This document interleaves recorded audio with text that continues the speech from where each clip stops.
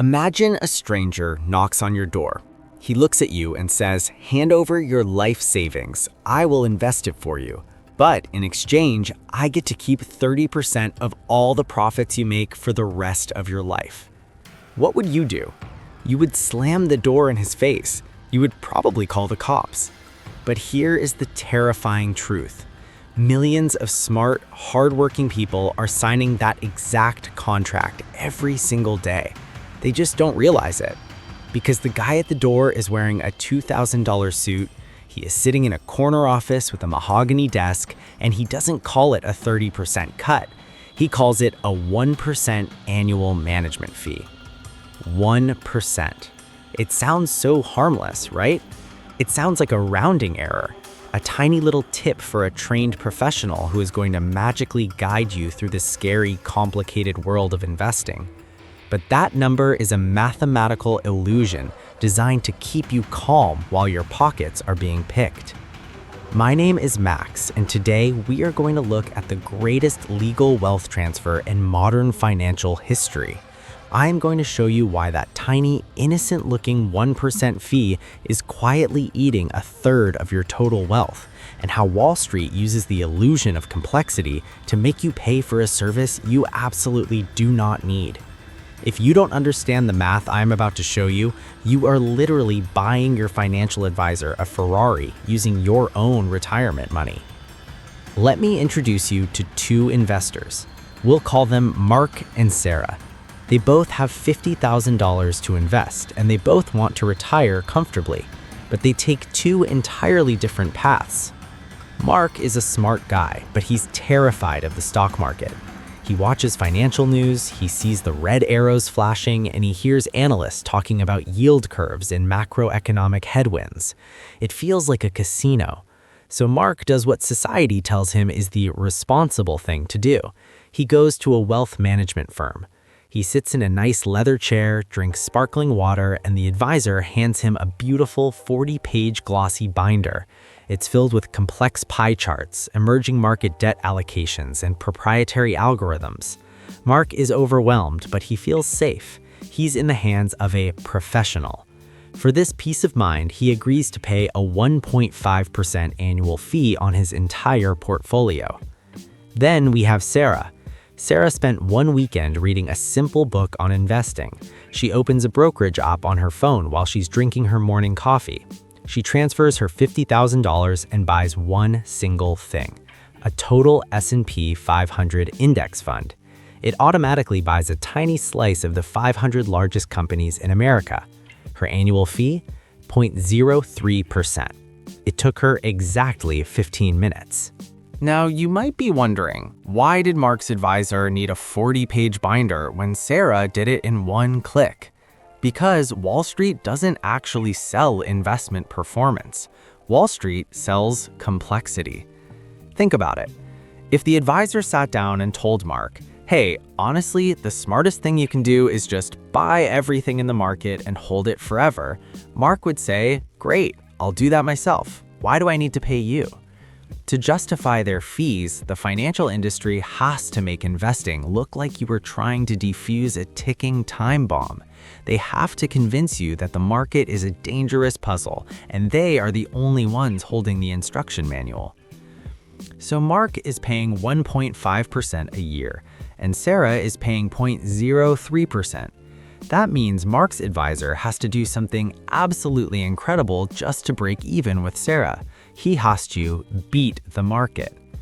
This is the ultimate promise of active management. They look you in the eye and say, "We have teams of Ivy League analysts, $25,000 Bloomberg terminals, and complex algorithms. We will find the winning stocks and avoid the losers." It sounds incredibly convincing, but there is a massive problem. It is mathematically false. Every single year, Standard & Poor's releases a scorecard called SPIVA. It tracks how these highly paid professional fund managers perform against a basic, unmanaged index fund, the exact thing Sarah bought. The results are humiliating for Wall Street. Over a 15-year period, more than 90% of actively managed large-cap funds underperform the simple S&P 500 index. Let that sink in. 9 out of 10 professionals working 80 hours a week with millions of dollars in research software cannot beat a passive piece of code that just buys everything and goes to sleep. Mark didn't buy a shield, he bought an anchor. He is paying a premium price for a product that statistically delivers a worse result.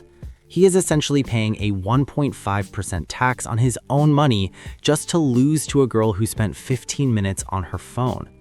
But wait, it gets worse, because now we have to look at the actual math of that 1.5% fee over a lifetime of investing.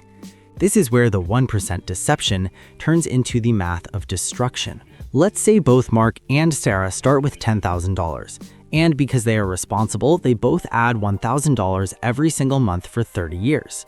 Let's assume the market gives them both an average 8% return before fees. Sarah is paying a tiny 0.03% fee for her index fund. Her money compounds beautifully. After 30 years, Sarah opens her app and sees a massive $1.4 million. She is a millionaire. She is ready to retire comfortably. Now let's look at Mark. He paid his advisor 1.5% every year. He probably assumes he just lost 1.5% of his total money, right? Wrong. That is not how compounding works. You aren't just losing the fee, you are losing all the future growth that money would have made if it stayed in your account. Mark's net return is only 6.5%. After 30 years, Mark's portfolio is worth just over $1 million.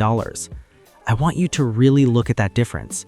That tiny, harmless, it's basically just a tip 1.5% fee just cost Mark almost $400,000.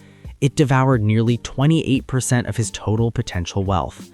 Think about the absolute audacity of this arrangement. Mark provided 100% of the capital, Mark took 100% of the risk. If the market crashed, Mark took the loss. But Wall Street? Wall Street took absolutely zero risk, and they walked away with almost a third of his lifetime returns. Now, I know what the defenders of the financial industry are screaming right now. They are saying, Max, you are missing the point. The advisor isn't just picking stocks. They are managing human behavior. When the market crashes 20%, Mark's advisor will call him, hold his hand, and stop him from panic selling. Okay, let's address the hand-holding argument. Is it valuable to have someone stop you from making a terrible emotional decision during a market crash? Absolutely. Is it worth $400,000? Not a chance. If you know you are prone to panic, you don't need to hire a guy in a suit to talk you off the ledge. You just need to buy a target date retirement fund. A target date fund is a single fund that holds thousands of stocks and bonds. You pick the year you want to retire, say 2055, and the fund automatically manages your risk. When you are young, it is aggressive. As you get older, it automatically shifts to safer bonds. You never have to rebalance it, you never have to log in. You just set up an automatic monthly transfer and delete the app from your phone. And the fee for a good Vanguard target date fund? 0.08%. You can buy the exact same automated discipline and behavioral protection for pennies on the dollar. You don't need to surrender a third of your life savings for it. Here is the ugliest truth about the hand-holding argument. The person holding your hand is often legally allowed to pick your pocket.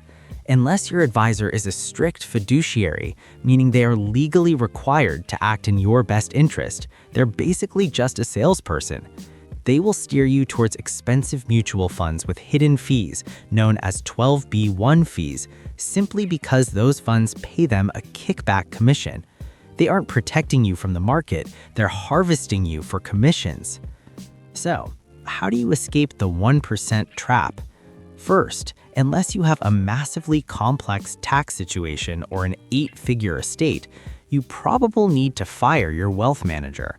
If you truly need professional help, you hire a fee-only fiduciary who charges you a flat hourly rate for a financial plan, not a percentage of your total life savings. Second, you become Sarah. You embrace simplicity. You don't need a 30-page binder. You only need the most powerful, elegant investing strategy ever created, the three-fund portfolio. Pioneered by John Bogle, the founder of Vanguard, this strategy gives you a piece of the entire global economy using just 3 ultra-cheap index funds. Fund number 1, a total U.S. stock market index fund. This buys you a tiny fraction of every single publicly traded company in America: Apple, Amazon, Microsoft, and thousands of others. Fund number 2, a total international stock market index fund. This buys you the rest of the world. Fund number 3, a total bond market index fund. This acts as your shock absorber when the stock market gets bumpy. That's it. You don't pick stocks, you don't watch the financial news, you don't panic when a guy on TV starts yelling about a recession. You set up an automatic transfer from your checking account into those 3 funds every time you get paid. You keep your fees down to 0.03%, and you let the relentless compounding of human progress do the heavy lifting for the next 30 years. Real wealth does not come from finding a guy in a suit who claims he's smarter than the market. Real wealth comes from owning the entire market, capturing the growth of the global economy, and keeping your costs as close to zero as mathematically possible. My name is Max. Wall Street spends billions of dollars trying to make you feel like you aren't smart enough to manage your own money. They are lying. If you are ready to stop paying the 1% wealth tax and start building a portfolio that actually works for you, hit that subscribe button. We build real wealth on this channel. I'll see you in the next one.